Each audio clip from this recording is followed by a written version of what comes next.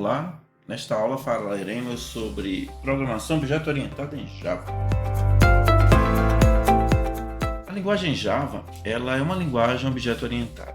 Diferente de algumas das linguagens de programação que são multiparadigmas, por exemplo, Python, C++, onde você pode programar objeto-orientado ou não, em Java você sempre está programando objeto-orientado.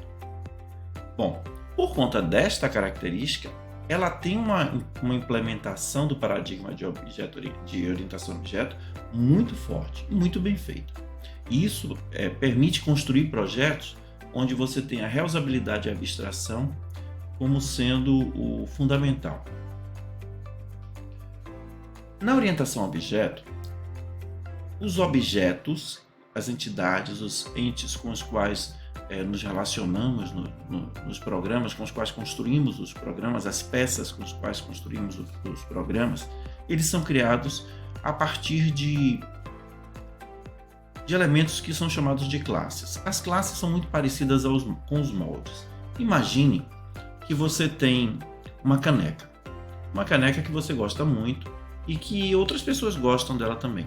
E você gostaria de fazer várias cópias dessa caneca e fazer algumas alterações nas cópias, talvez, para personalizá-las de acordo com as pessoas a quem você gostaria de dar ou vender essas canecas. O que você poderia fazer?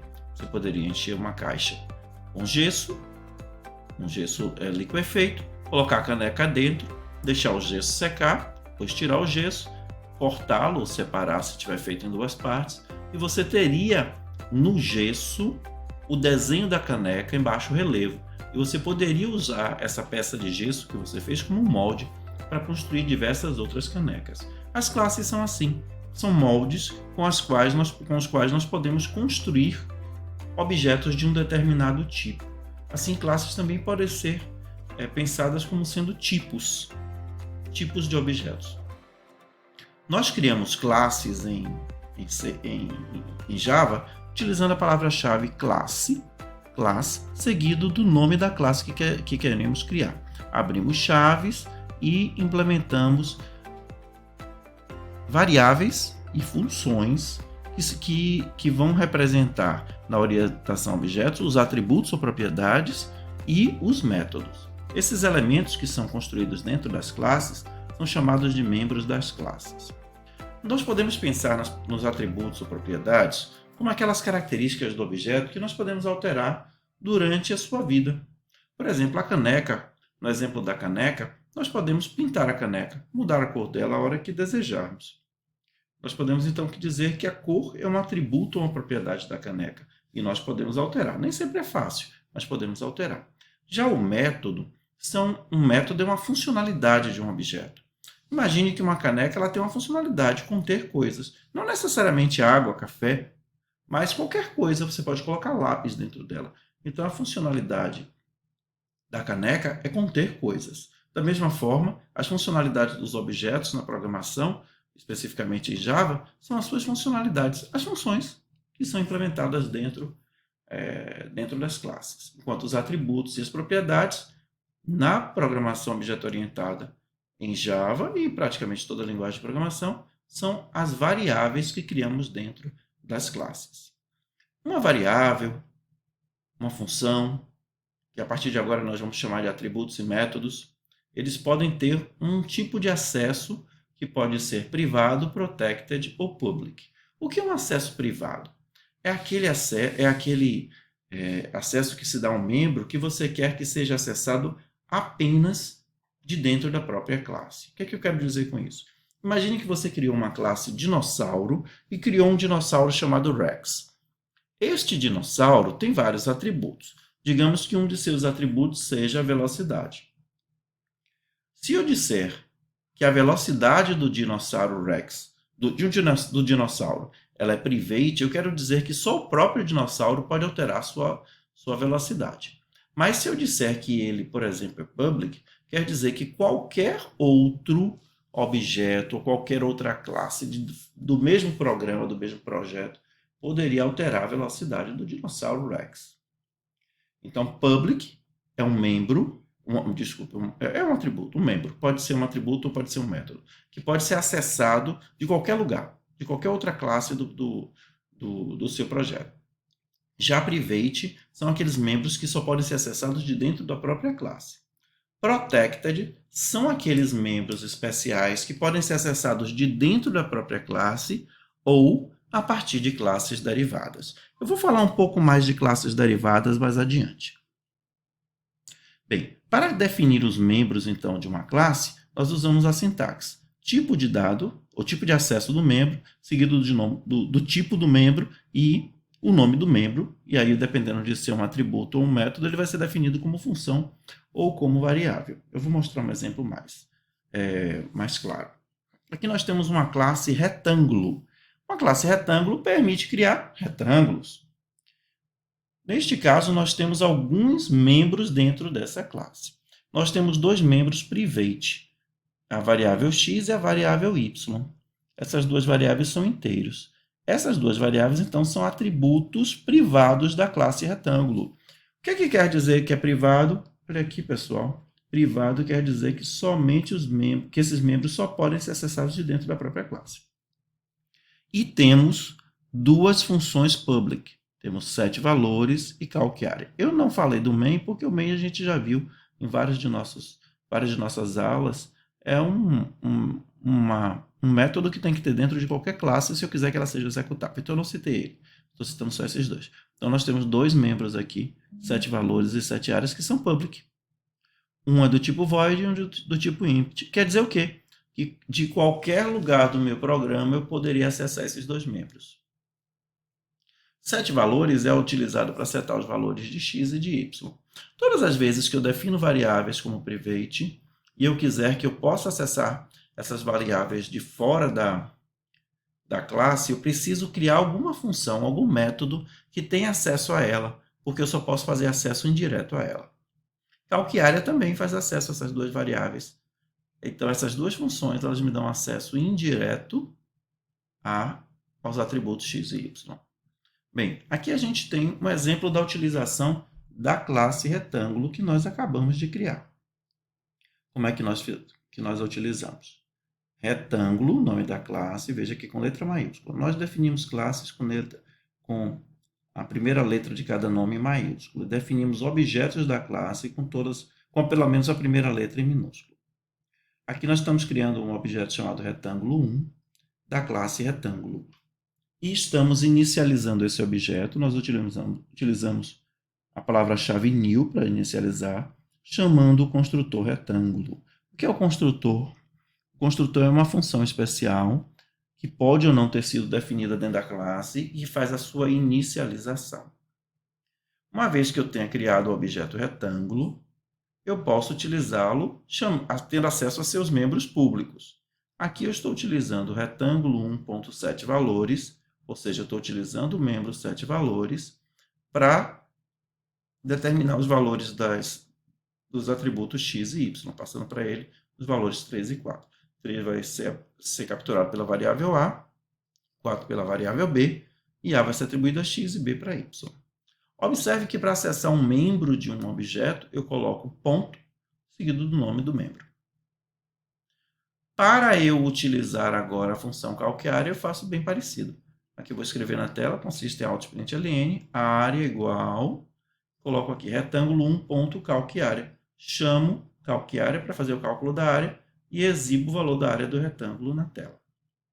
Nós dizemos que retângulo é uma instância do objeto retângulo. Retângulo é uma instância ou objeto da classe retângulo que a gente criou aqui em cima. Então, objeto é a mesma coisa que instância.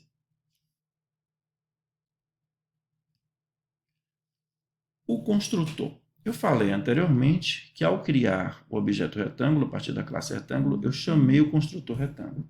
Neste caso aqui, nós não temos o construtor sendo definido, nós temos ele está sendo utilizado o construtor default. Um construtor é criado escrevendo dentro da definição da classe uma função public que tem o mesmo nome da classe, inclusive com a letra maiúscula. Eu posso ter várias instâncias do construtor recebendo 0 ou mais parâmetros. Isso permite que eu tenha construtores que recebem um parâmetro, 2 parâmetros, 3 parâmetros, dependendo do que eu desejo fazer com o construtor na hora da criação do objeto. Nesse caso aqui está sendo criado o construtor retângulo que recebe 2 parâmetros A e B. Isso permite que eu inicialize as variáveis x e y logo na criação do objeto retângulo sem precisar chamar depois 7 valores. Observe que aqui eu chamei 7 valores, crio o objeto, depois chamo 7 valores. Com o construtor eu não preciso mais chamar 7 valores, a menos que em determinado momento eu deseje realmente alterar os valores de x e de y do objeto. Caso contrário, eu não preciso fazer isso. Sobrecarga. O que é uma sobrecarga de função? Sobrecarga é quando dentro do mesmo programa eu escrevo a função diversas vezes com o mesmo nome da função, mas recebendo parâmetros diferentes. Às vezes tipo de dados também, tipo de dados de retorno diferente. A sobrecarga me permite tornar o programa mais flexível, mais adaptável a diferentes situações. Aqui eu tenho um exemplo de sobrecarga de função. Está sendo criada aqui uma classe temperatura e dentro dela duas funções, Fahrenheit e Celsius. Elas têm o mesmo nome, mas observe que uma delas recebe o parâmetro do tipo float e a outra recebe do tipo int. Mesmo nome, com parâmetros de tipos diferentes.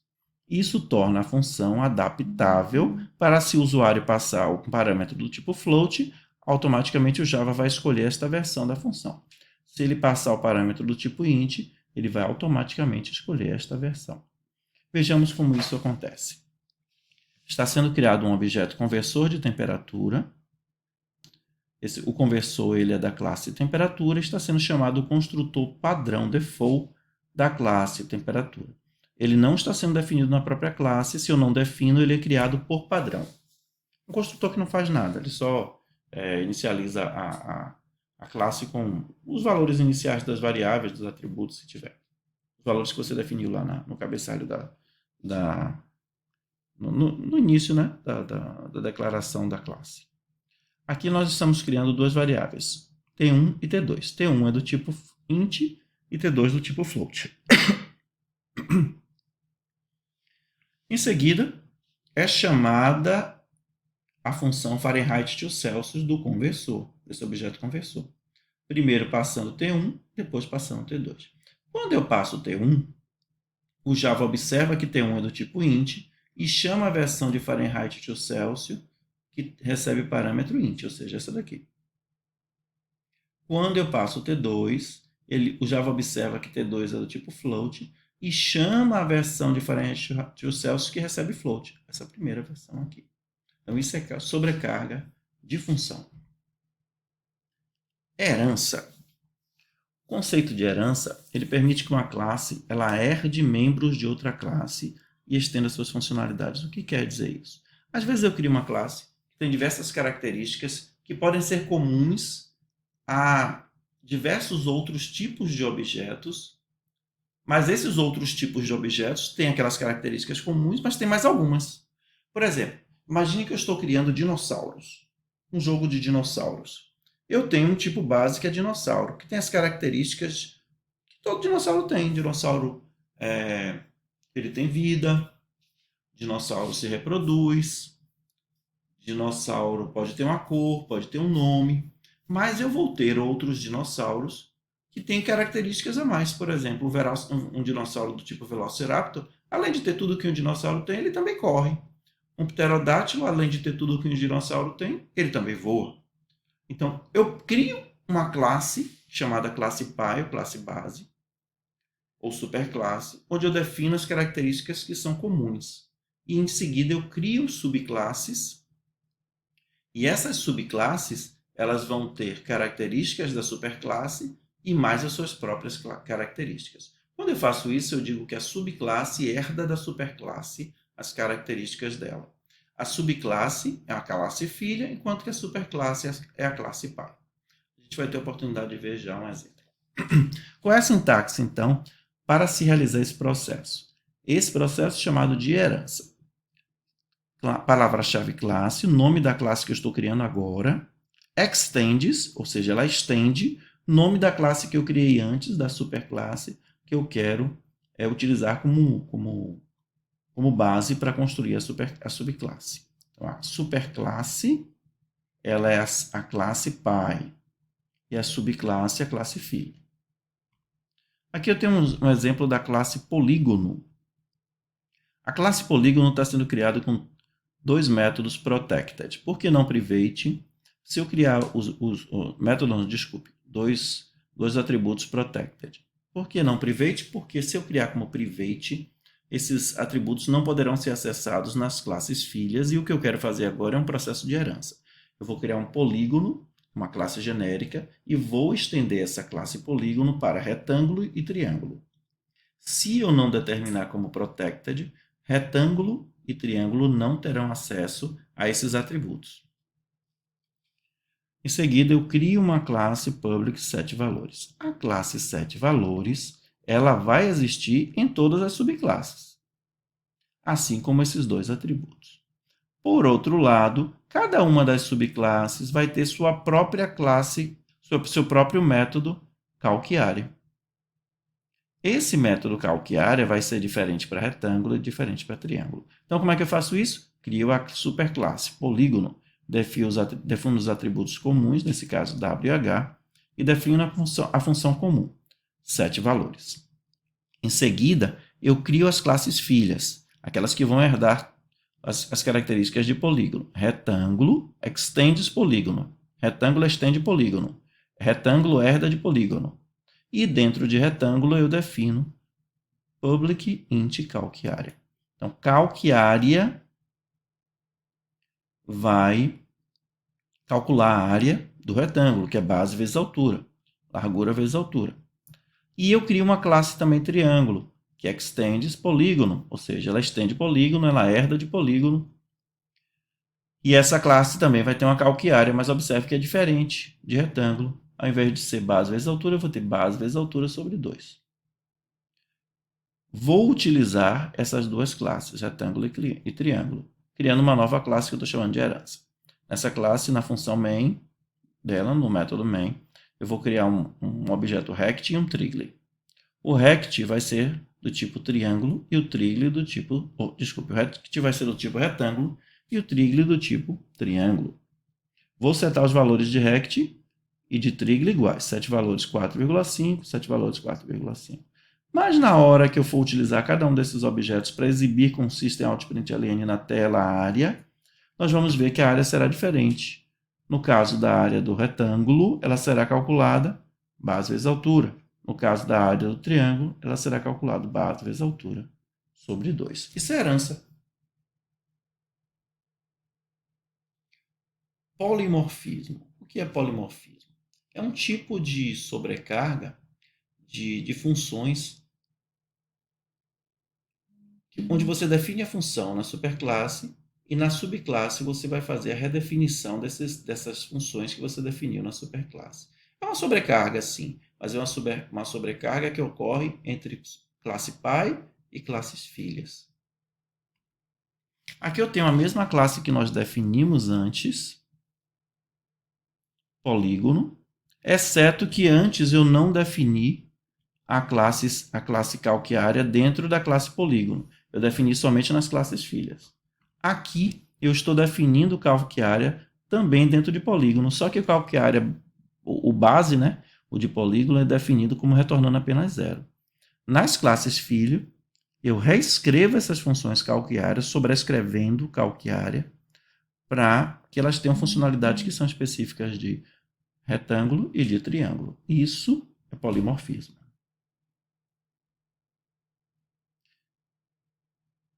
Exceções. O que é uma exceção?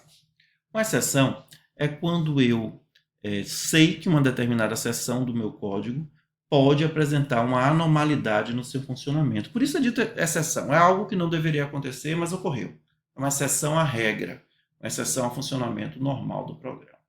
Nesses casos, eu utilizo uma estrutura try-catch. Uma estrutura try-catch, o try, ele tenta realizar um bloco de código. Caso ocorra um erro, ele captura, o catch captura o erro e coloca o objeto que contém os dados do erro na variável que você especifica na definição do catch. Para cada tipo de erro, eu vou precisar ter um catch diferente. Quando é que eu uso isso? Por exemplo, no banco de dados, acesso ao banco de dados. Eu vou acessar o banco de dados e não quero que meu programa seja interrompido caso a conexão falhe. Então, eu coloco um try e um catch correspondente ao erro que o banco de dados pode dar quando eu tento acessar.